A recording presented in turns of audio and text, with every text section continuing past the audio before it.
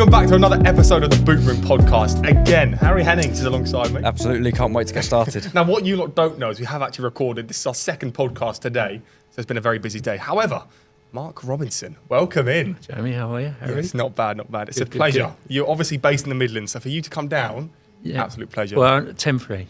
Yeah, of course. Yeah. So we always start off then, because we know that you were a player up until about the age of 16. So could you tell us about your earliest upbringing in football?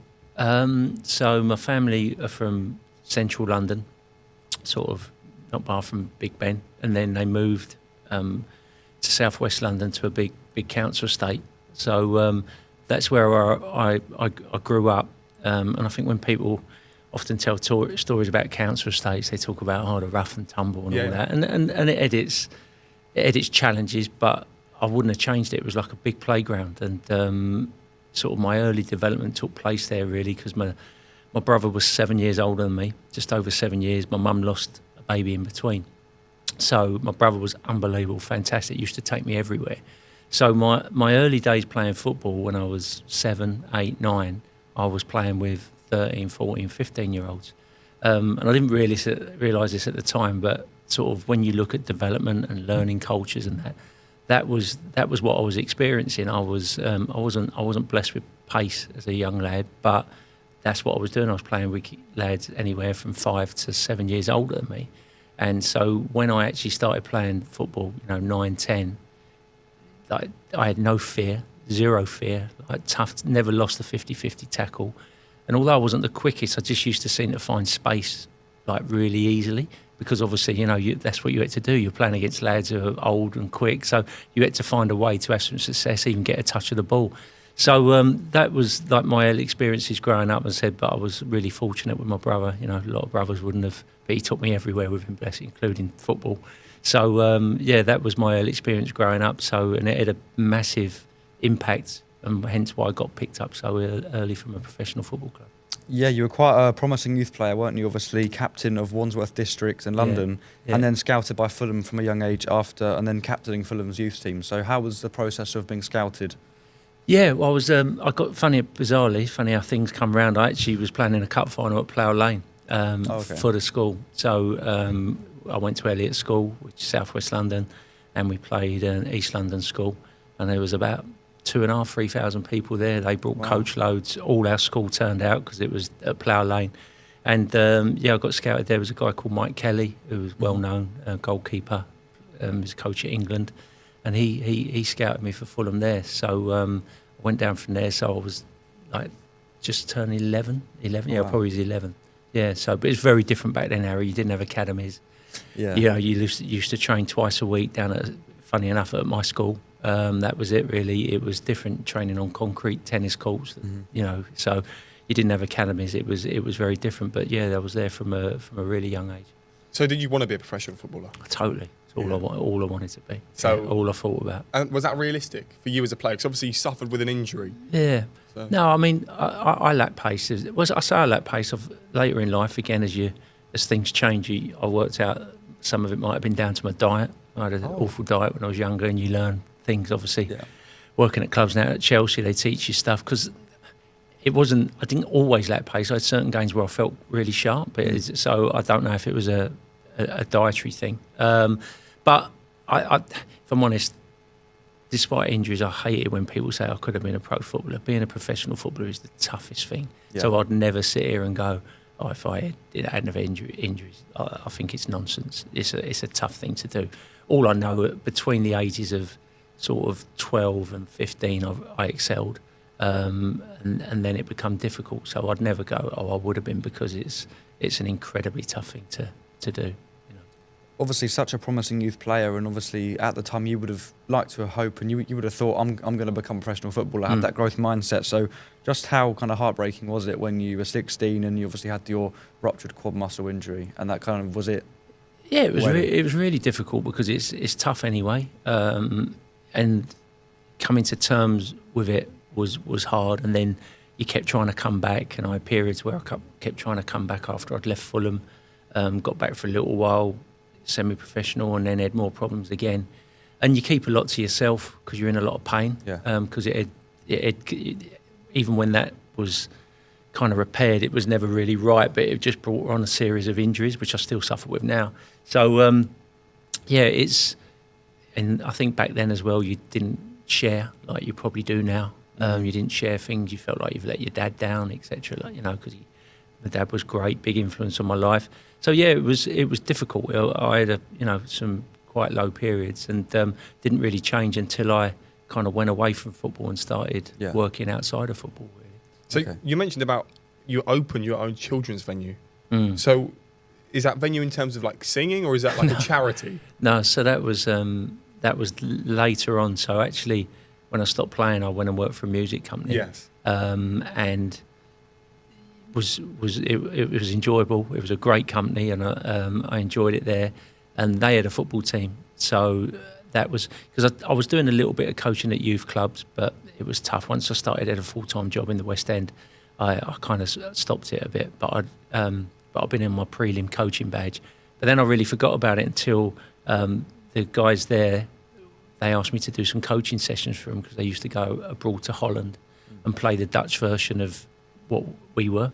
And I used to get battered every year. So they said, come and do some sessions. So I did some sessions over Regent's Park with them, 6-7 sessions. And we went over to Holland and won. And seeing the elation on their faces, it was the first time I got that real excitement about football again. And thinking, well, made a difference, saw how happy they were. The Dutch were very complimentary in how we played. So that kind of started wetting the juices. But the problem I had then, I was actually doing well at work, and I was sort of earning very good money, equivalent of sort of 6 figures now. And I'd also had 2 young children. So the problem was I really wanted to get back into coaching, but it was like, how do you do that? Do I just give up my job? So it was difficult. So in the end, I spoke to my wife about it, and we decided to open a business, which sounds an easy thing to do. But when I look back, it was nuts because we borrowed an awful lot, £120,000, which now you're probably talking, $250,000. And I took the plunge and we did it. But the whole point behind it was if the business worked, then it would give me the opportunity to start coaching. So fortunately, the business did start to work. So in answer to your question, it was like, because we had 2 young kids, it was like soft play meets Cafe Nero, that kind of thing. Oh, okay. So it was a soft play. It was sort of under 7s, but we had a really nice cafe in there, did good food, and my wife used to run all different kinds of classes and stuff. So it done really well, and it won some awards early on, and that allowed me to start coaching more. And then by pure coincidence, I bumped into someone I was at Fulham with, who took the under-9s at AFC Wimbledon. So, and then I'm sure you asked me, but then it snowballed from there, really. Yeah, one thing led to another. Yeah. So obviously, just 2 years after AFC Wimbledon was, it was into formation, you served for 18 years in different various roles. Academy manager, it is a long time, yeah. Academy manager, head of coaching, lead professional phase coach, and youth team manager. So what was that like obviously that's nearly 2 decades spent at AFC Wimbledon. Yeah, it was incredible. So I joined when they were just coming out of the Ryman Prem. So they were still non-league. So the youth setup was just Sunday league. It was just Sunday league football. My first session I did down there was like Coats for Goals still. It was at the back of Corinthian Casuals ground in a park. Oh, okay. So it was a Sunday league setup. All the coaches were parents. So they were playing teams like Epsom Eagles and Sheen Tigers and all those sort of teams. But the guy who asked me to go down and coach was brilliant. He was a few years older than me, and he just gave me a free hand with his under-9s and to do what I wanted to do with them. And and it was unbelievable. And so it was a journey from that, taking the under-9s to I think about 3 years later, a guy called Nigel Higgs said, look, we need to start structuring this if we get back into the professional leagues. So he asked me to start structuring it. He wanted the youth team to be part of a college because at the time they just used to play in a night league, and so they'd have part-time jobs where they come from college. So he wanted to set up a college setup.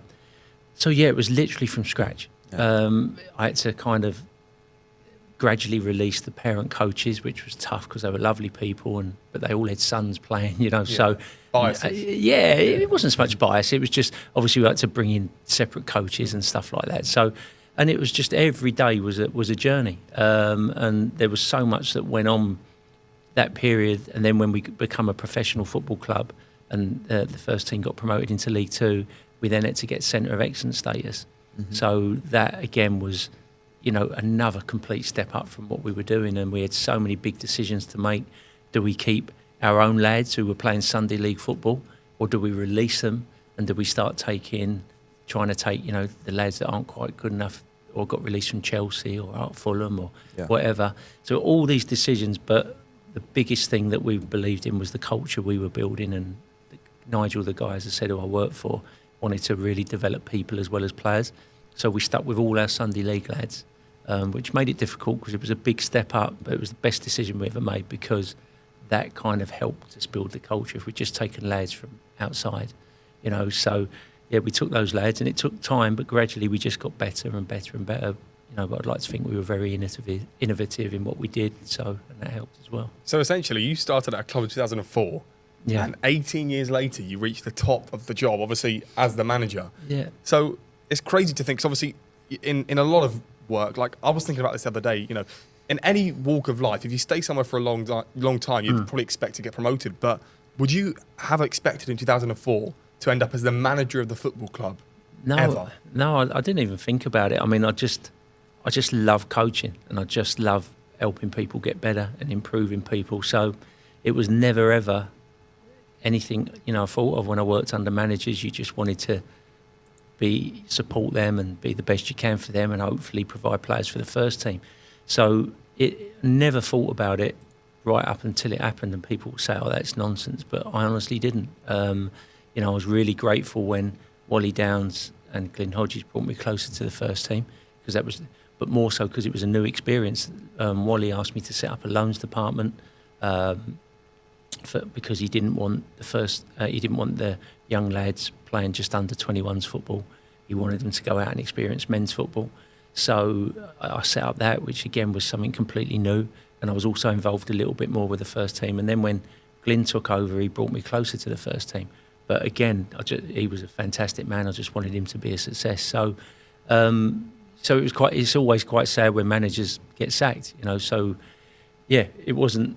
Obviously, I can't lie. You look at things and you have your own ideas, but it wasn't something I was striving for.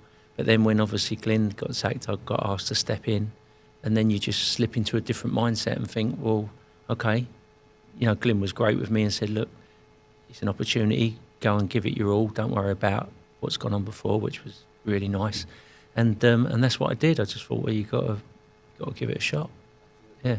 Something that Jamie and I were quite sort of admirable was the fact how you had such successful FA Cup youth runs, beating Premier League clubs. I mean, talk us through the fact how, sort of the phase of facing Premier League clubs, how you kind of went about, talking to your players. Yeah, I think, to be honest, Harry, that was all part of our programme. So we had a really big player ownership programme. So, and the reason for that is, when you're a club like Wimbledon, and this is no disrespect to the players at all, but you look at your programme and you go, okay, well, we're getting a certain level of player coming to us.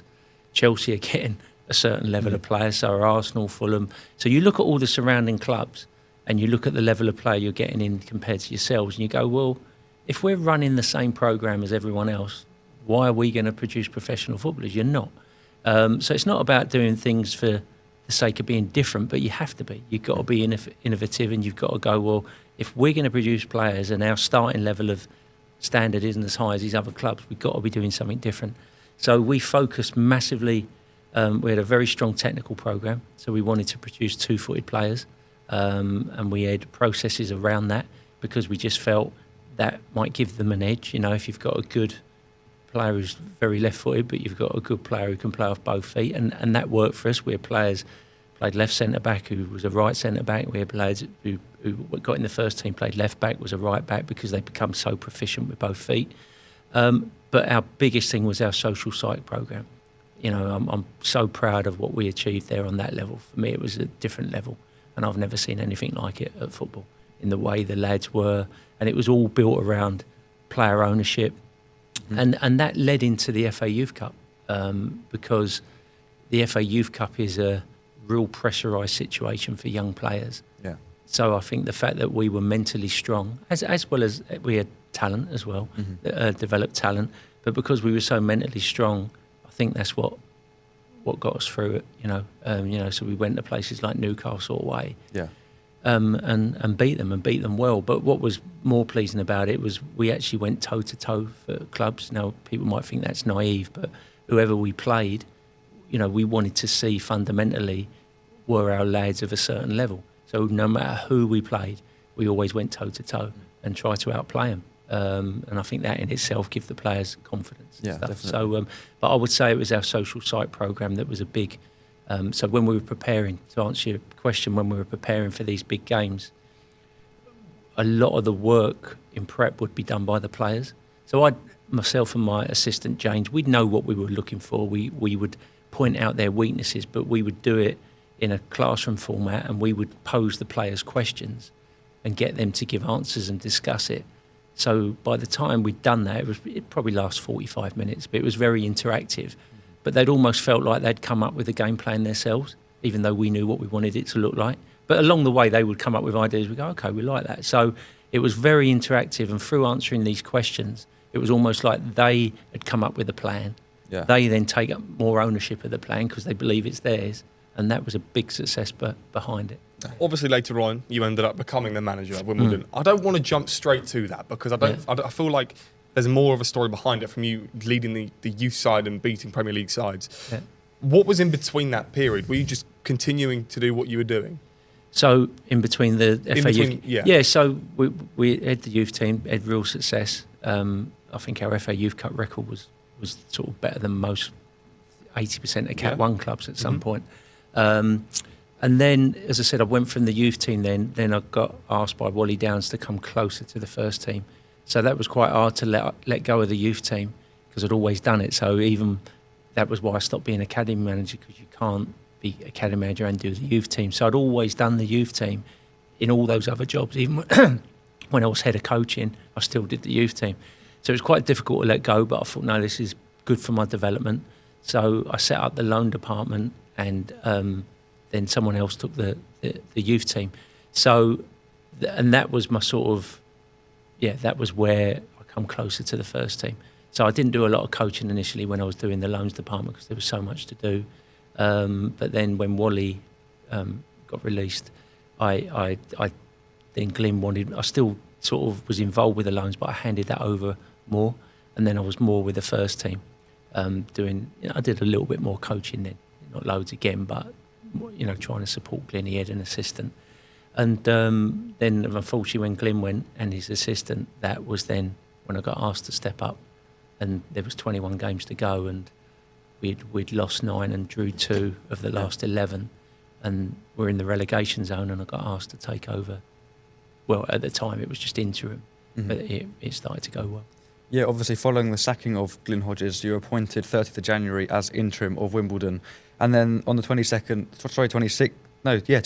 of September 2021, you led Wimbledon to the Emirates to face Arsenal. Yeah. What was that like? Obviously, so that was the second season, and that 21 games went unbelievably well. I think we had the highest points per games total they'd ever had in League One, most successive wins, and we played our way out of trouble. From a starting point that was obviously really difficult. So second year, they decided to recruit younger. We're the youngest squad in English football, and they actually cut the budget. I don't know if that was because they had such a belief in what I'd done in those 21 games. If I look back now, I should have had more self-preservation and said no to certain things. But the club were in quite a lot of financial problems as well, because they'd gone into the new stadium, and it was going to be the first season in the new stadium, and the fans who were unbelievable had then done a bonds program so they could build the stadium. So there was quite a lot going on. So so I knew the squad wasn't that strong in depth that year, but we got off to a great start. Best start I think they'd had it was the best start in League One. We were around the playoffs, and then we got through a couple of rounds, and then we went off to the Emirates, which was surreal, to be honest. It was I mean, it obviously was a 3-0 defeat, but it was going to take something special to obviously pull it off. But obviously, did you have any belief that you could have pulled off a a fairy tale comeback? At the time, because the confidence was so high, but we had a player called Ollie Palmer who ended up being key throughout the season, who we thought he was fit, but he ended up coming off at half time.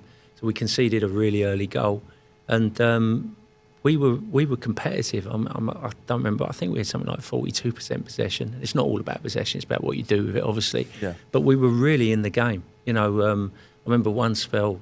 There was a period where we really had the ball, and an Arsenal fan from behind shouted out, I won't say exactly what he said, but basically it was along the lines, get the ball off him, it's only AFC Wimbledon, Yeah. And you're kind of standing there, and we were playing some good stuff, but we lacked a bit of threat on the top line. If I had my time again, I would have looked at it a little bit differently, not played Ollie because he clearly wasn't fit, but we thought he was, and looked at a different way of causing them more problems, because the first 2/3 we were great. We just didn't really carve out enough opportunities in the final third. But I think it was 1-0 up until something like the 82nd minute, and then they brought on Saka and a couple of other big guns. Yeah. And we were. That was when he was young, though. Yeah, and we were running out of steam a little bit, and they scored 2 late goals. But yeah, it was. We had a couple of half chances. That would have been the only disappointing thing. But in terms of a game of football, we looked very comfortable. Yeah, very comfortable. So in terms of the whole experience, like Arteta, did you have any sort of conversation with him? No, it was a difficult one because he was under a bit of pressure at the time. Yeah. Yeah, and so it was. For him, it was just another job done. Yeah, and you would love to have sort of spoke to him after and picked his brains a little bit, but at the time, I think if they'd lost to us, it would have been a really difficult moment. So, and you could feel a little bit of pressure. So. Yeah, it was fine. But the whole experience, I think it was 55,000 there. Wow. And Wimbledon had about 7,000 there. Really? So it was, it was. That would have been just after COVID as well? Yeah. So it was the first season, everyone was fully back. Okay. So, those first 10, 11 games were great. It's something I'll always have. I was the first manager to manage or be a head coach at Plough Lane in front of fans. So that was amazing. We played Bolton at home our first game. We beat Doncaster away first game. The first home game was Bolton at home, and the atmosphere was incredible because it was the first time the fans had come back home to Plough Lane. Yeah. So we went 1-0 up and then 3-1 down, and then we drew 3-3, and we had a chance to win it 4-3 right at the death. But it was fantastic. It was great.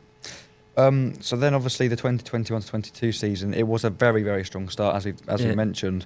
But obviously then, the loss to Ollie Palmer was detrimental. Yeah. Let's say the top scorer. So how much of an effect did it have on you, knowing that arguably your star player was going to be out for quite a big amount of time? It was difficult because, the season I took over, we had a real mixture. And I look back on it now and I think, my remit when I took over, once I got the job, was can you keep us up?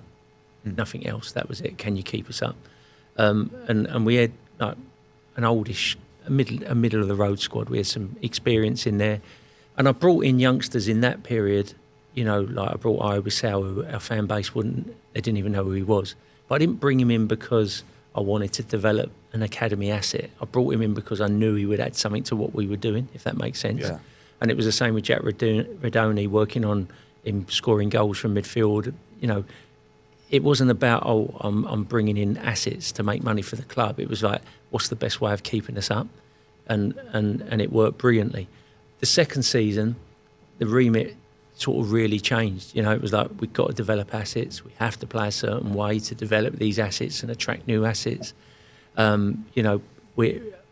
have to do this and this, and try not to don't go down, because, that would be not great, obviously.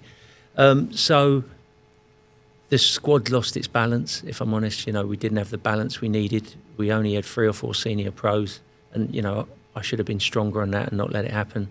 So losing Ollie as a player, it wasn't just as a player, it was also losing his personality, how the young lads who were with him, you could see, like, they were coming up to me going, is Ollie really leaving? That kind of thing. So you could see it, they were young boys. And I think, I know Ollie played 18 games that season in the league, and we lost 4. So with him, we'd drawn too many, but with him, we were comfortable mid-table, comfortable with the bottom of the table budget. Without him, he'd missed 6 games in the league. We'd won 1, lost 4, drew 1. So we were relegation. So that was just without, so I was worried, but the club needed the money. And, once they'd come in for Ollie, it was a life-changing move for him. So it was very difficult to stop him going.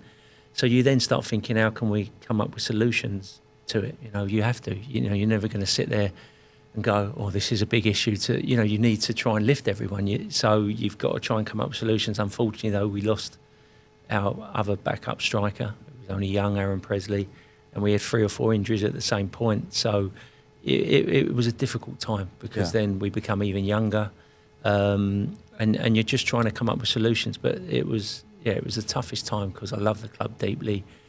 But I still maintain, if anyone was going to get us out of it, was me. But there'd be certain fans won't agree with that. But I hadn't lost the players, 100% hadn't lost the players.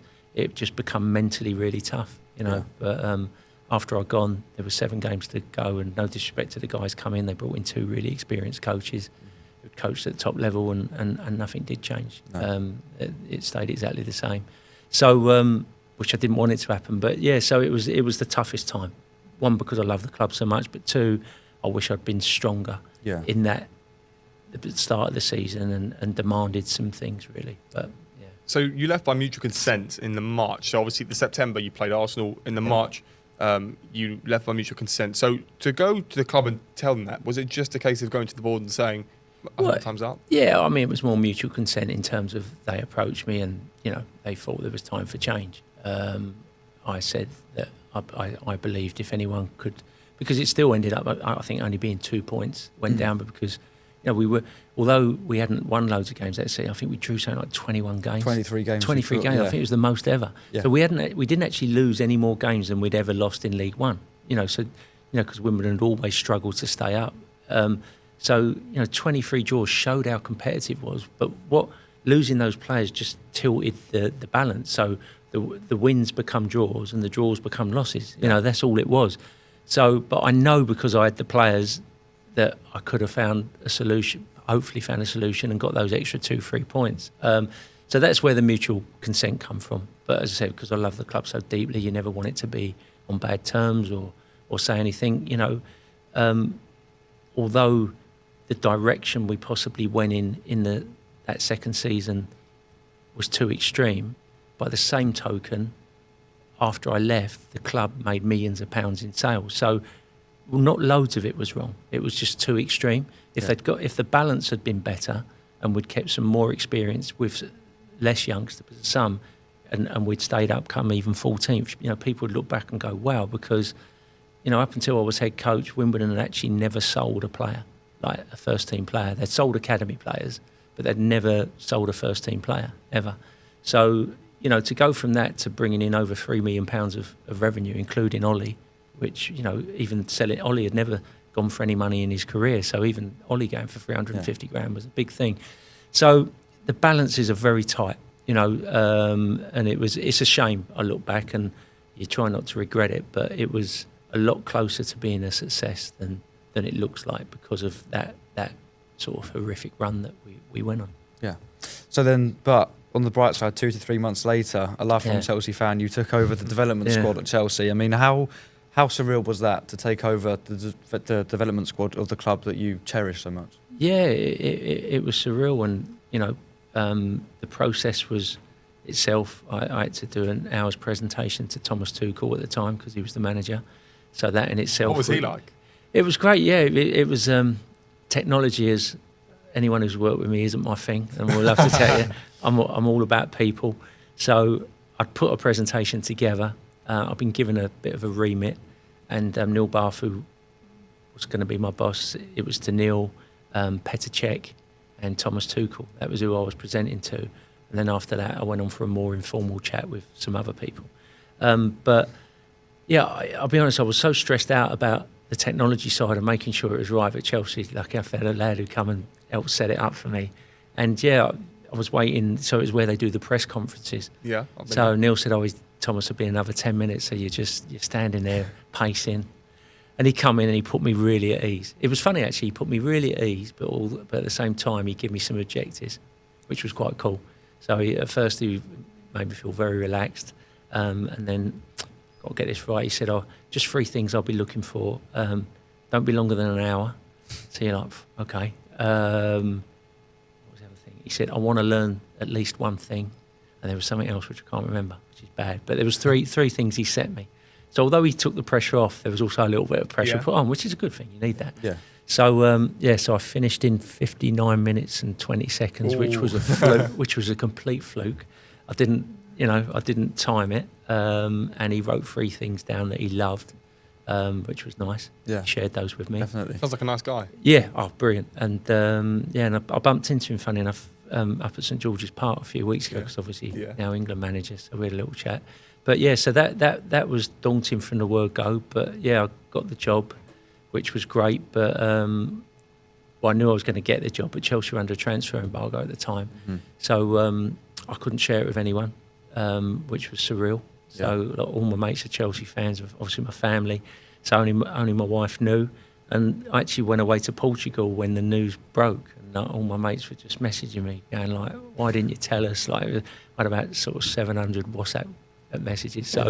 So it was great, and it was brilliant, and it was, I was going in there on the back of, they'd nearly got relegated, the 21s, the season before. They actually stayed up against Tottenham, Harry. Yeah. It was the last kick of the last game, literally last kick of the last game of the season. So my remit was, please don't go down, like, because Chelsea were nervous. Like, obviously for them to get relegated would be a massive thing out of 21s, because the academy had been a huge success.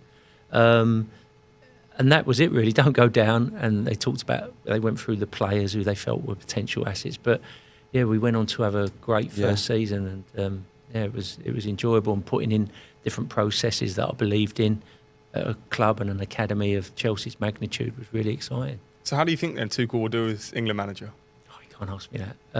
I just hope he does great. Yeah, of course. I mean, he, as I said, I didn't get to know him on a deeper level. Yeah. But he did remarkable things at Chelsea, and he did. I think he was disrespected at Chelsea. Yeah, again, he did remarkable things, and he's done remarkable. So and I know his assistant Anthony Barry quite well. He's a great guy, and I just hope they do. I hope they absolutely smash it.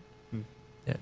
Obviously, you had some key names in the player progression, such as Lewis Hall, who's now thriving at Newcastle, and Murray Hutchinson at Ipswich, and Basir Humphries. And I'll be honest, I'm not too sure where he's at now. But he's at Burnley. He's at Burnley. Yeah, he's at okay. Burnley, yeah. So, but obviously, yes, so some big names and making their first team debut. So how proud do you feel that you've kind of helped them with their progression, and they've now gone on to do big things in the Premier League, the best league in the world? Yeah, like really proud, and I'm still in touch with those 3 quite a lot, which it's nice. It's not about your own ego, but when you like to think you had an impact, and they've, like Lewis had rung me for advice last season when things weren't going, he wasn't getting in the team, so it's absolutely brilliant to see him thriving now. And I'd like to feel that I built relationships with him where I could be really honest with him, and I think it's so important. You need to get to know the players on a deeper level so you can be really, really honest, because sometimes they ring you for a little bit of advice and they think you've got a magic wand, and you haven't. A lot of it's just about being honest with them and sort of telling them to do what they need to do and knuckle down. So it was pleasing, for whatever impact I had, and I'd like to believe I had a good impact on all 3 of them. Definitely. That's what it's all about. It's so rewarding. Yeah. So in terms of you, probably the biggest thing that happened to you, I'd say at Chelsea from my perspective was, so Potter got sacked, right?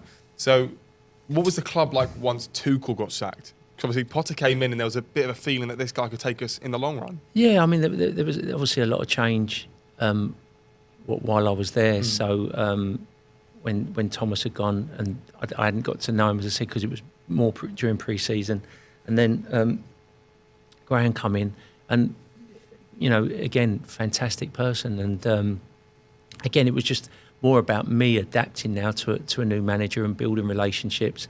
And Graham and his staff were brilliant with me, like absolutely brilliant with me. So, I don't really want to talk about the challenges they faced, but in terms of my journey, it was just about, right, okay, you look at this and go, I need to build a relationship. I want to support them in the best way I can. What does that look like? And they were absolutely fantastic. And again, still in touch with them, and sure would do a fantastic job at West Ham. So.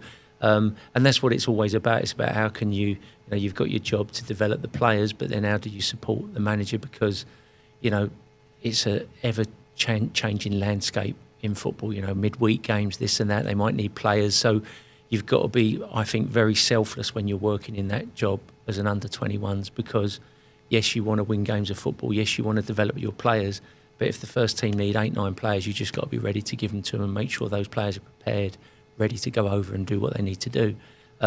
So, you know, it was a real challenging time and enjoyable, because then obviously there was the turnover and Graham unfortunately went, and then Frank Lampard come in for a while, which was surreal, but that wasn't for long, and then Mauricio come in after that. So again, there was a lot of adaptation, but it was a brilliant challenge. And in between that, obviously, I got to sort of help take a first team game at Stamford Bridge. Yeah, can you talk us through that? Because obviously Liverpool is no easy task, is it? Yeah, no, it was. I mean, again, it was fantastic, and it was a proud moment because Graham had gone and his assistant Bruno had been asked to stay, and he asked me to go over. And you know, when I look at the people that could be asked who were in the building, you know, sort of World Cup winners, the fact that he asked me to go over and support him was great. And you know, you think, well, okay, I must be doing something right. So that was a nice feeling. And it was, to be honest, you took it all in the stride. The only time it hit me a little bit was the players going to the Chelsea Harbour Hotel. Obviously I knew what was going on, but the magnitude of it a little bit, you know, because I'd never experienced that at Premier League level. So we were in the Chelsea Harbour Hotel. You went up to your room, had a bite to eat, and then you knew you were leaving. Yeah. And yeah, it was weird. And then I got in the lift, and I was with Mason Mount and some other players, and then the lift doors open, and there's just like hundreds of people in the foyer. You know what I mean? Cameras are going, and then you go outside the hotel, and all the fans are outside the hotel. And then you thought, oh, okay, this is what the Premier League's like. Absolutely. Do you know what I mean? Yeah, like totally different. And you're going onto the coach and everyone's cheering, and then just the short journey down to Stamford Bridge, then like the heart was pumping and the hairs were standing up. And then you start thinking, well, I'm going to be taking a warm-up at Stamford Bridge and stuff like that. So it was, it was a great moment, and we should have won. We drew 0-0. Yeah. But we a lot of good players in that team. Yeah. Even like for Liverpool, I looked at this game. Obviously, I would have watched it, but it's a long time ago. Liverpool had a lot of big dogs bench. They had Gakpo, Salah, Van Dijk, Trent, and Robertson all on the bench. Not sure why, but obviously Chelsea signed Mudryk in that year. They had Havertz there as well. You know, had a good Felix. He had a bit of. He still has potential, but he came in there with probably a bit of a higher expectation than what he's probably outputted. But Kante, what a player! Like that team in itself was really good players. It was great, and that was the loveliest challenge being at Chelsea. Was I got the opportunity to coach certain players on different, you know. So in the period there, N'Golo come and train with us for a couple of weeks when he was coming back from injury, which was like fantastic for the players. I'll share a story with that actually, because it'd be good when you talk about professionalism, you know. But I had Aubameyang, Lukaku, Callum Hudson-Odoi, Ross Barkley, all for certain periods. You know, some were with me for like, you know, a month, 2 months, and it was challenging because obviously you have processes that you want to do and you believe in with young players in terms of development, but then all of a sudden you find out you've got 5 of these players coming to join you, have won Premier Leagues and whatever, and you're thinking, okay, I want to continue with these processes because they're vital for these young players, but at the same time, I don't want to be teaching these pros to suck eggs. So, you know, and what I was really proud of, I never backed down on processes that I needed to do. So I used to talk to the lads who would come over, the first team lads, and just explain to them why I was doing things, and they were brilliant. Absolutely brilliant. I'll tell you, it's quite a funny story actually. We, you know, in football they say you're always the most vulnerable after you score. Yeah. It's a typical football cliche, right? And basically it's a mental change. It's got nothing to do with what you should be. It's just a flipping mindset. So again, part of getting players ready for first team football, we had a thing called most dangerous after you score, and we had a process behind that. So, which I was just introducing. Well, we were trying to be the most dangerous after we score, but it wasn't quite working. So we come up with a thing that in training, if you scored in a game, unless you had the next big chance, the next goal didn't count. Your goal didn't count. So if you went 1-0 up, if the opposition had the next big chance, your goal got written off. So again, it was just trying to get them to focus on mindset. What does it look like after you scored? What are you going to do? Are you going full out aggressive press to try and have the next big chance? Are you sitting in a mid block? keeping it tight and you're going to hit them on. So it got them to start thinking and talking. So again, I'm thinking, okay, I've got Aubameyang, Lukaku, etc. How do I? So I didn't explain the whole thing, but I just talked to them a little bit, and they were like, no problem, boss, no problem. So then we come to the game, and I explained the condition, and Aubameyang's gone to me, why do you not get the goal if you have the chance? Said, because we don't want to be the most vulnerable after we score. We want to be the most dangerous. His face lit up, and he went, okay. So anyway, they've gone 1-0 up his team. He's now bouncing around, like getting his team up to press. Do you know what I mean? Aggressively. They've won the ball. Floaty cross has come in. He's had a bit of a floaty header gone over the bar, and he's looked at me. He's going, 1-0. I'm going, no, that's not a big chance. So now he's running around like a lunatic, and you just and you learn from that, and you just go, all players at the end of the day, they're all big kids, and they want to enjoy themselves. Do you know what I mean? And if you give a purpose behind what you're doing, and they were great. They bought into everything. And I remember we had Kante for a game as well. We were playing. It was a friendly, so we organised a friendly for some of the lads, but it was also to help get them fit. I'm trying to think who it was. It might have been Brentford's B team, or it might be even Portsmouth, I can't remember. So anyway, we had a game. We'd put set pieces up like we normally would. Now, bear in mind, this is N'Golo Kante, won the World Cup, etc., and he's going out to get himself fitter, ready. All the lads have gone out. About 2 minutes later, he's come running back in the dressing room, and I've gone and. You okay, N'Golo? Yeah, fine. And basically come just to recheck the set pieces and where his position was on the set pieces. Wow. This is for a friendly. Like, you know what I mean? Whether we win, lose or draw. And this shows how much, when we talk about professionalism, and that just stuck with me. Yeah. You know, he's come back to check it because he didn't want to let the team down or let his lads down in a game that most people go is quite meaningless, you know. And he went out there, we won. He was brilliant. You know, he got his 60 minutes in. He didn't after 60 minutes stayed on the bench with the rest of the lads watching the game. Like, unbelievable. Brilliant. I mean, he had a great attitude and mindset, didn't he? And I think that's half the reason why he was such a key player to Leicester, to Chelsea as well, because obviously when Chelsea brought in Bakayoko, I remember he was brought into the club, a lot of expectation around him after his time at Monaco, never really kind of took off, unfortunately for him. And you've obviously had other midfielders, but Kante's done it for France, for Leicester, for Chelsea. So do you think, but generally for all players, that having the right mindset and attitude is probably maybe even just as important as being a technical footballer? It's massively important, and you know, people always, when you've worked in development for so long, everyone asks you that question. You know, how do players get into the first team? What's the secret behind it? And it's trust. At the end of the day, it's all about trust. You know, if the first team manager trusts a young player and he can give him something different that they haven't got, he'll play him. You know, but you have to earn their trust, and that will come from mindset and relentless behaviours, and it's all the things that we don't like to talk about. You know, second balls, recovery runs, all those kind of things, and that's the big thing that I think can get missed in development. Is that, you know, we want to talk tactics and we want to talk this, but you're developing an individual to be able to go across the road and be trusted by a first team manager at the end of the day. And unless their mindset's right and their behaviours are relentless, it won't happen. So, you know, a lot of our processes were around that. Obviously, you want to have a style of play, of course you do. Yeah. But a lot of that, you know, because those lads' journeys, you know, it might, their next part of the journey might not be Chelsea. It might be a loan to someone else who are playing a slightly different style of play. So they need to be able to adapt anyway as well, tactically. So, but the behavioural side and the mindset is huge. Yeah. Huge. So then, the future is, well, you're currently out of work, right? Yep. So in terms of what you'd like to do, obviously we spoke a bit before, you'd like to you want to go back into football without a doubt. Yeah, certainly want to do that. You said that going abroad is certainly what you'd consider, right? Yeah, anything. I think it's all about purpose. You know, I've been really fortunate. You know, I stayed at Wimbledon so long because I had a continued purpose. You know, you were building something and every day was exciting and challenging, and that went right the way through to building the loans department, to the first team, and until it come to an end. And then going to Chelsea as well, obviously taking over where they were. Not only, you know, it wasn't just because it was my club as well. I've been, you know, Wimbledon become my club, but it was the fact that it was a real challenge, as in, well, we nearly got relegated.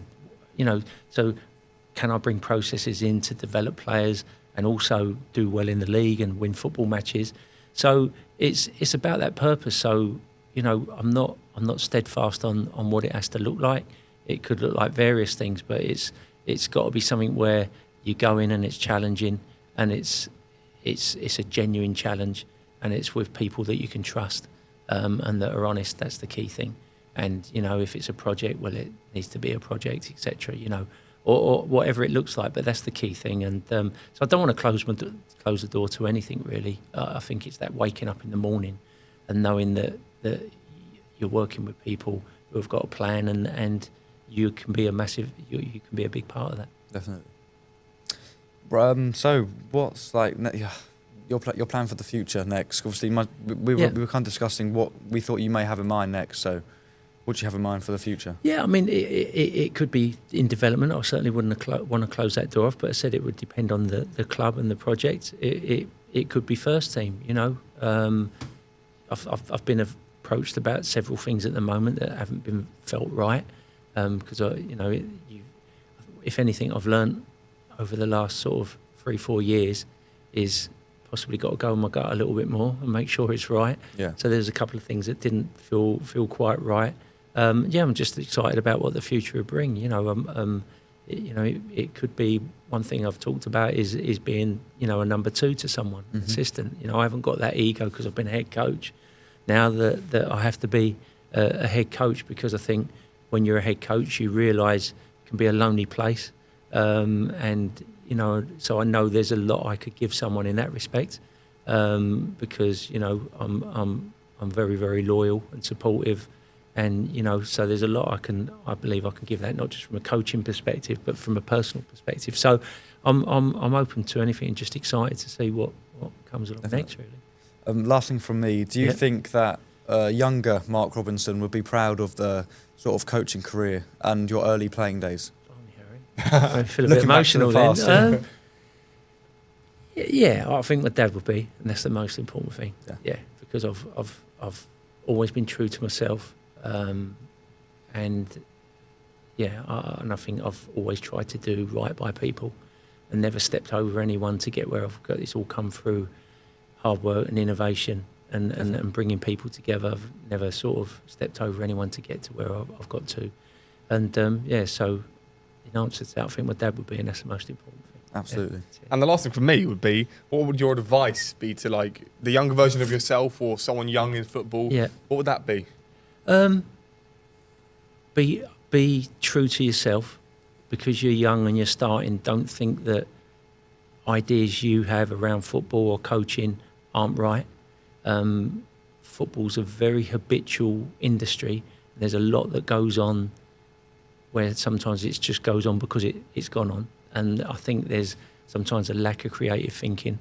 I mean, the biggest thing I would say is, and this was our big thing at Wimbledon, you know, if you have an idea and you might find yourself in a room as a young coach and someone who's got more experience than you might turn around and go, no, can't do that in football. Don't let that put you down. Listen and be curious and ask questions, but don't let it put you down, because I would say the ideas that we had that had the biggest amount of outcomes were things that a lot of people didn't agree with. Or were nervous about, or gave loads of reasons not to do it. I would actually say if you come up with an idea and the room all went, oh yeah, great idea, it's probably not going to have a lot of outcome.